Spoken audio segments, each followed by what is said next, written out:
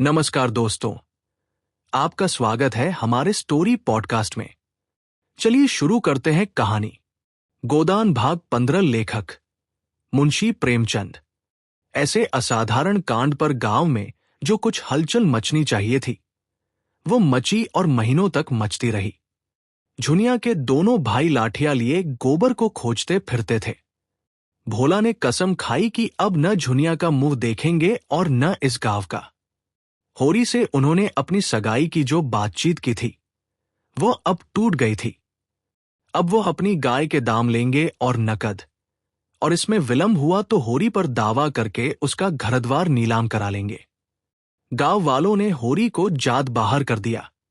कोई उसका हुक्का नहीं पीता, न उसके घर का पानी पीता है। पानी बंद कर देने की कुछ बातचीत थी, लेकिन धनिया का चंडी रूप सब देख चुके थे, इसलिए किसी की आगे आने की हिम्मत न पड़ी।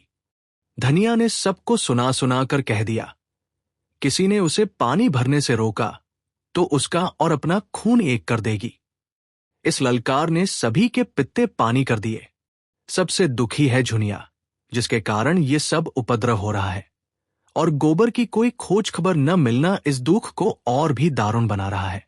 सारे दिन मुंह छपाए घर में पड़ी रहती है। बाहर निकले तो चारों ओर से वागबानों की ऐसी वर्षा हो कि जान बचाना मुश्किल हो जाए।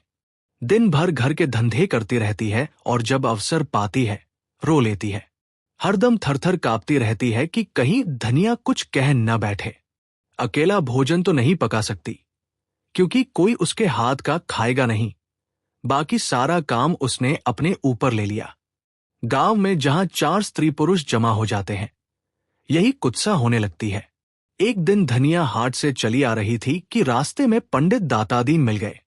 धनिया ने सिर नीचा कर लिया और चाहती थी कि कतरा कर निकल जाए, पर पंडित जी छेड़ने का अवसर पाकर कब चुकने वाले थे। छेड़ ही तो दिया। गोबर का कुछ सार संदेश मिला कि नहीं धनिया। ऐसा कपूत निकला कि घर की सारी मर्जात बिगाड़ दी। धनिया के मन में स्वयं यही भाव आते रहते थे। उदास मन से बोली, बुरे दिन आते हैं बाबा, तो आदमी की मति फिर जाती है, और क्या कहूं।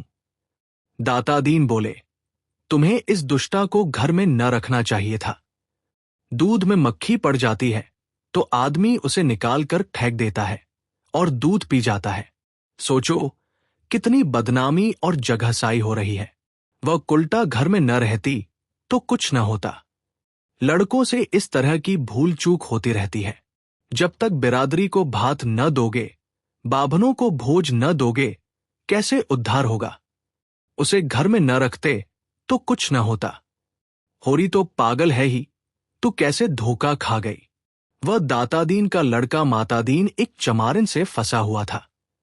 इसे सारा गांव जानता था, पर वह तिलक लगाता था, पोथी पत्रे बांचता था, कथा भागवत कहता था, धर्म संस्कार कराता था। उसकी प्रतिष्ठा में जरा भी कमी न थी। वो नित्य स्नान पूजा करके अपने पापों का प्रायश्चित कर लेता था। धनिया जानती थी, झुनिया को आश्रय देने ही से ये सारी विपत्ति आई है। उसे न जाने कैसे दया आ गई। नहीं उसी रात को झुनिया को निकाल देती तो क्यों इतना उपहास होता। लेकिन यह भय भी होता था कि तब उसके लिए नदी या कुआं के सिवा और ठिकाना कहा था। एक प्राण का मूल्य देकर, एक नहीं 2 प्राणों का, अपनी मर्जाद की रक्षा कैसे करती। फिर झुनिया के गर्भ में जो बालक है, वो धनिया ही के हृदय का टुकड़ा तो है। हंसी के डर से उसके प्राण कैसे ले लेती। और फिर झुनिया की नम्रता और दीनता भी उसे निशस्त्र करती रहती थी। ये जली भुनी बाहर से आती, पर ज्यों ही झुनिया लोटे का पानी लाकर रख देती और उसके पांव दबाने लगती, उसका क्रोध पानी हो जाता। बेचारी अपनी लज्जा और दुख से आप दबी हुई है। उसे और क्या दबाए, मरे को क्या मारे। उसने तीव्र स्वर में कहा, हमको कुल प्रतिष्ठा इतनी प्यारी नहीं है महाराज, कि उसके पीछे एक जीव की हत्या कर डालते। ब्याहता न सही, पर उसकी बाह तो पकड़ी है मेरे बेटे नहीं। किस मुंह से निकाल देती। वही काम बड़े बड़े करते हैं, मुदा उनसे कोई नहीं बोलता, उन्हें कलंक ही नहीं लगता। वही काम छोटे आदमी करते हैं तो उनकी मर्जाद बिगड़ जाती है, नाक कट जाती है। बड़े आदमियों को अपनी नाक दूसरों की जान से प्यारी होगी, हमें तो अपनी नाक इतनी प्यारी नहीं। दातादीन हार मानने वाले जीव न थे। वह इस गांव के नारद थे। यहां की वहां की यहां, यही उनका व्यवसाय था। वह चोरी तो न करते थे, उसमें जान जोखिम था, पर चोरी के माल में हिस्सा बंटाने के समय अवश्य पहुंच जाते थे। कहीं पीठ में धूल न लगने देते थे। जमींदार को आज तक लगान की एक पाई नदी थी। कुर्की आती तो कुएं में गिरने चलते नोखेराम के किए कुछ न बनता, मगर असमियों को सूद पर रुपए उधार देते थे। किसी स्त्री को कोई आभूषण बनवाना है, दातादीन उसकी सेवा के लिए हाजिर है। शादी ब्याह तय करने में उन्हें बड़ा आनंद आता है। यश भी मिलता है, दक्षिणा भी मिलती है। बीमारी में दवा दारू भी करते हैं, झाड़फूंक भी, जैसी मरीज की इच्छा हो। और सभाचतुर इतने हैं कि जवानों में जवान बन जाते हैं, बालकों में बालक और बूढ़ों में बूढ़े। चोर के भी मित्र हैं और साह के भी। गांव में किसी को उन पर विश्वास नहीं है, पर उनकी वाणी में कुछ ऐसा आकर्षण है कि लोग बार बार धोखा खाकर भी उन्हीं की शरण जाते हैं। सिर और दाढ़ी हिलाकर बोले, ये तो ठीक कहती है धनिया। धर्मात्मा लोगों का यही धर्म है, लेकिन लोकरीति का निबाह तो करना ही पड़ता है। इसी तरह एक दिन लाला पटेश्वरी ने होरी को छेड़ा। वह गांव में पुण्यात्मा मशहूर थे। पूर्णमासी को नित्य सत्यनारायण की कथा सुनते, पर पटवारी होने के नाते खेत बेगार में जुतवाते थे, सिंचाई बेगार में करवाते थे और असमियों को एक दूसरे से लड़ाकर रकमे मारते थे। सारा गांव उनसे कांपता था। गरीबों को 10-10, 5-5 कर्ज देकर उन्होंने कई हजार की संपत्ति बना ली थी। फसल की चीजें असमियों से लेकर कचहरी और पुलिस के अमलों की भेंट करते रहते थे। इससे इलाके भर में उनकी अच्छी धाक थी। अगर कोई उनके हत्थे नहीं चढ़ा तो वह दारोगा गंडा सिंह थे, जो हाल में इस इलाके में आए थे। परमार्थी भी थे। बुखार के दिनों में सरकारी कुनैन बांटकर यश कमाते थे। कोई बीमार आराम हो तो उसकी कुशल पूछने अवश्य जाते थे। छोटे मोटे झगड़े आपस में ही तय करा देते थे। शादी ब्याह में अपनी पालकी, कालीन और महफिल के सामान मंगनी देकर लोगों का उबार कर देते थे।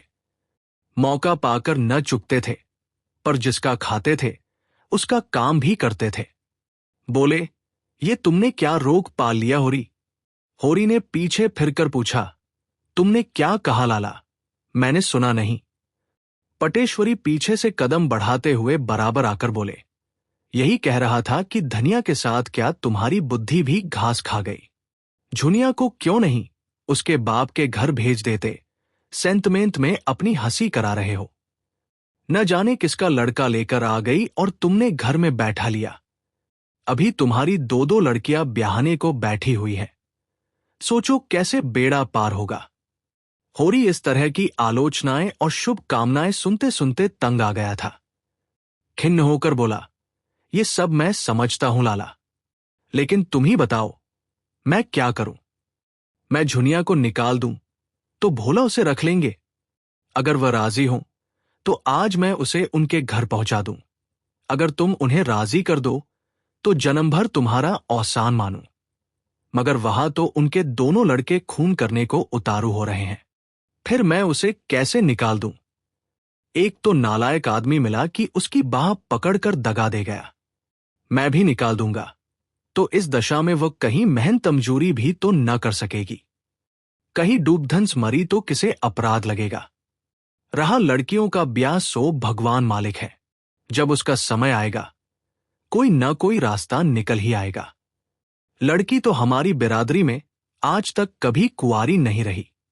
बिरादरी के डर से हत्यारे का काम नहीं कर सकता।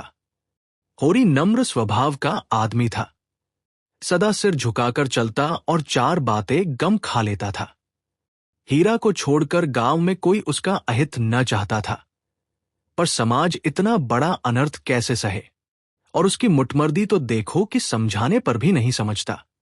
स्त्री पुरुष दोनों जैसे समाज को चुनौती दे रहे हैं कि देखें कोई उनका क्या कर लेता है। तो समाज भी दिखा देगा कि उसकी मर्यादा तोड़ने वाले सुख की नींद नहीं सो सकते। उसी रात को इस समस्या पर विचार करने के लिए गांव के विधाताओं की बैठक हुई। दाता दीन बोले, मेरी आदत किसी की निंदा करने की नहीं है। संसार में क्या क्या कुकर्म नहीं होता, अपने से क्या मतलब। मगर वह राड़ धनिया तो मुझसे लड़ने पर उतारू हो गई। भाइयों का हिस्सा दबाकर हाथ में 4 पैसे हो गए, तो अब कुपत के सिवा और क्या सूझेगी। नीच जात, जहां पेट भर रोटी खाई और टेढ़े चले, इसी से तो शास्त्रों में कहा है, नीच जात लतियाए अच्छा। पटेश्वरी ने नारियल का कश लगाते हुए कहा, यही तो इनमें बुराई है कि 4 पैसे देखे और आंखें बदली। आज होरी ने ऐसी हेकड़ी जताई कि मैं अपना सा मुंह लेकर रह गया। न जाने अपने को क्या समझता है। अब सोचो, इस अनीति का गांव में क्या फल होगा। झुनिया को देखकर दूसरी विधवाओं का मन बढ़ेगा कि नहीं। आज भोला के घर में ये बात हुई, कल हमारे तुम्हारे घर में भी होगी। समाज तो भय के बल से चलता है। आज समाज का अंकुश जाता रहे, फिर देखो संसार में क्या क्या अनर्थ होने लगते हैं। झिंगुरी सिंह 2 स्त्रियों के पति थे। पहली स्त्री 5 लड़के लड़कियां छोड़कर मरी थी। उस समय इनकी अवस्था 45 के लगभग थी। पर आपने दूसरा ब्याह किया और जब उससे कोई संतान न हुई तो तीसरा ब्याह कर डाला। अब इनकी 50 की अवस्था थी और 2 जवान पत्नियां घर में बैठी हुई थी। उन दोनों ही के विषय में तरह तरह की बातें खेल रही थी, पर ठाकुर साहब के डर से कोई कुछ कह न सकता था, और कहने का अवसर भी तो हो। पति की आड़ में सब कुछ जायज है, मुसीबत तो उसको है जिसे कोई आड़ नहीं। ठाकुर साहब स्त्रियों पर बड़ा कठोर शासन रखते थे और उन्हें घमंड था कि उनकी पत्नियों का घूंघट तक किसी ने न देखा होगा। मगर घूंघट की आड़ में क्या होता है, उसकी उन्हें क्या खबर। बोले, ऐसी औरत का तो सिर काट ले। होरी ने इस कुल्टा को घर रखकर समाज में विष बोया है। ऐसे आदमी को गांव में रहने देना सारे गांव को भ्रष्ट करना है। राय साहब को इसकी सूचना देनी चाहिए। साफ साफ कह देना चाहिए, अगर गांव में ये अनीति चली तो किसी की आबरू सलामत न रहेगी। पंडित नोखेराम कारकुन बड़े कुलीन ब्राह्मण थे। इनके दादा किसी राजा के दीवान थे, पर अपना सब कुछ भगवान के चरणों में भेंट करके साधु हो गए थे। इनके बाप ने भी राम नाम की खेती में उम्र काट दी। नोखेराम ने भी वही भक्ति तरके में पाई थी। प्रातःकाल पूजा पर बैठ जाते थे और 10 बजे तक बैठे राम नाम लिखा करते थे।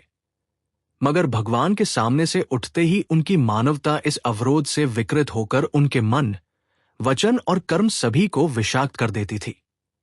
इस प्रस्ताव में उनके अधिकार का अपमान होता था। खुले हुए गालों में धंसी हुई आंखें निकालकर बोले, इसमें राय साहब से क्या पूछना है, मैं जो चाहूं कर सकता हूं। लगा 200 रुपए डाढ़। आप गांव छोड़कर भागेगा। इधर बेदखली भी दायर किए देता हूं। पटेश्वरी ने कहा, मगर लगान तो बेबाक कर चुका है। झिंगुरी सिंह ने समर्थन किया, हां, लगान के लिए ही तो हमसे 30 रुपए लिए हैं। नोखेराम ने घमंड के साथ कहा, लेकिन अभी रसीद तो नहीं दी। सबूत क्या है कि लगान बेबाक कर दिया। सर्वसम्मति से यही तय हुआ कि होरी पर 100 रुपए तवान लगा दिया जाए।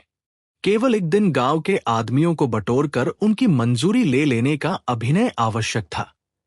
संभव था इसमें 10-5 दिन की देर हो जाती, पर आज ही रात को झुनिया के लड़का पैदा हो गया और दूसरे ही दिन गांव वालों की पंचायत बैठ गई। होरी और धनिया दोनों अपनी किस्मत का फैसला सुनने के लिए बुलाए गए। चौपाल में इतनी भीड़ थी कि कहीं तिल रखने की जगह न थी। पंचायत ने फैसला किया कि होरी पर 100 रुपए नकद और 30 मन अनाज डाढ़ लगाया जाए। धनिया भरी सभा में रुआसे हुए कंठ से बोली, पंचो, गरीब को सताकर सुख न पाओगे, इतना समझ लेना। हम तो मिट जाएंगे। कौन जाने इस गांव में रहे या न रहे, लेकिन मेरा शराब तुमको भी जरूर से जरूर लगेगा। मुझसे इतना कड़ा जुर्माना इसलिए लिया जा रहा है कि मैंने अपनी बहू को क्यों अपने घर में रखा, क्यों उसे घर से निकालकर सड़क की भिखारिन नहीं बना दिया। यही न्याय है। पटेश्वरी बोले, वो तेरी बहू नहीं है, रखैल है। होरी ने धनिया को डांटा, तू क्यों बोलती है धनिया? पंच में परमेश्वर रहते हैं, उनका जो न्याय है वो सिर आंखों पर। अगर भगवान की यही इच्छा है कि हम गांव छोड़कर भाग जायूं, तो हमारा क्या बस। पंचो, हमारे पास जो कुछ है वो अभी खलिहान में है, एक दाना भी घर में नहीं आया। जितना चाहो ले लो, सब लेना चाहो सब ले लो। हमारा भगवान मालिक है, जितनी कमी पड़े उसमें हमारे दोनों बैल ले लेना। धनिया दांत कटकटाकर बोली, मैं एक दाना न अनाज दूंगी, न एक कौड़ी डाढ़। जिसमें बूता हो चलकर मुझसे ले, अच्छी दिल लगी है। सोचा होगा डाढ़ के बहाने इसकी सब जायदाद ले लो और नजराना लेकर दूसरों को दे दो। बाग बगीचा बेचकर मजे से तर माल उड़ाओ। धनिया के जीते जी ये नहीं होने का, और तुम्हारी लालसा तुम्हारे मन में ही रहेगी। हमें नहीं रहना है बिरादरी में। बिरादरी में रहकर हमारी मुक्ति न हो जाएगी। अब भी अपने पसीने की कमाई खाते हैं, तब भी अपने पसीने की कमाई खाएंगे। होरी ने उसके सामने हाथ जोड़कर कहा, धनिया, तेरे पैरों पड़ता हूं, चुप रह। हम सब बिरादरी के चाकर हैं, उसके बाहर नहीं जा सकते। वह जो डाढ़ लगाती है उसे सिर झुकाकर मंजूर कर। नक्कू बनकर जीने से तो गले में फांसी लगा लेना अच्छा है।